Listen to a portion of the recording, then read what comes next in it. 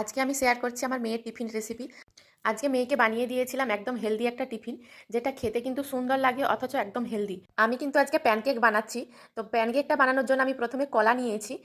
কলাটাকে এরকম ছোট ছোট টুকরো করে ছুরির মাধ্যমে কেটে নিচ্ছি। নিয়েছি একটা মিক্সিং জার। মিক্সিং জারের মধ্যে কলাগুলোকে ছোট ছোট টুকরো করে কেটে নিয়েছি। আর দিয়ে দিচ্ছি 3 চামচ মতো ওটস। এটা ওটস আর কলা দিয়ে কিন্তু আমি প্যানকেকটা বানিয়েছিলাম। খেতে কিন্তু ভীষণই সুন্দর হয়, বাচ্চারা কিন্তু এটা খুবই মজা করে খাবে।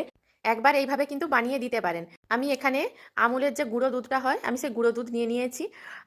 আপনারা চাইলে কিন্তু এখানে গুঁড়ো দুধের পরিবর্তে লিকুইড দুধও ব্যবহার করতে পারেন। তো আমি এই গুঁড়ো দুধটা আমার কাছে ছিল, তাই কিন্তু নিয়ে নিয়েছি। 10 টাকা প্যাকেটের আমি অর্ধেক প্যাকেট মতো দিয়েছি, যেহেতু আমি মেয়ের জন্যই বানাবো, তাই কম পরিমাণেই নিয়েছি। অল্প একটু জল দিয়ে দিয়েছি। আর এখানে যদি লিকুইড দুধ ব্যবহার করেন তাহলে কিন্তু জল দেওয়ার প্রয়োজন নেই। দিয়ে একটা স্মুথ ব্যাটার তৈরি করে নেব। কলাগুলো আমার একটা দুটো একটু বড় সাইজের ছিল, তো আমি সেগুলোকে হাত দিয়ে ম্যাশ করে নিয়েছি।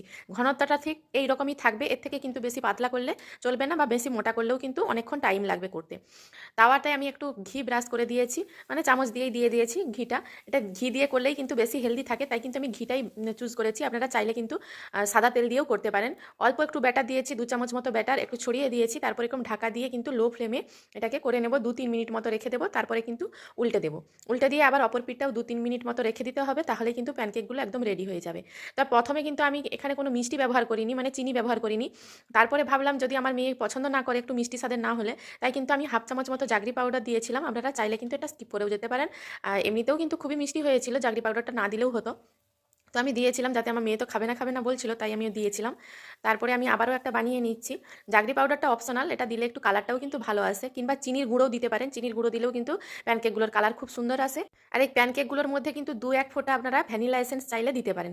তাহলে কলার যে একটা ফ্লেভার থাকে, সেই ফ্লেভারটা কিন্তু আর আসবে না, কলার ফ্লেভারটা চলে যাবে। তো আমি এইভাবে কিন্তু সব প্যানকেকগুলো তৈরি করে নিলাম। দেখুন দেখতে কতটা সুন্দর হয়েছে। আমি কিন্তু খেয়েও দেখেছিলাম, খুবই ভালো হয়েছিল প্যানকেকগুলো। আর একদম নরম সফট হয়েছে। একটা ছিঁড়েও আপনাদেরকে দেখিয়ে দিচ্ছি কতটা সফট হয়েছে। এইভাবে বাচ্চাদেরকে টিফিনে কিন্তু দিয়ে দিতে পারেন, অবশ্যই ওরা মজা করে খাবে। আমার মেয়ে তো পুরো টিফিনটাই খেয়ে এসেছিল।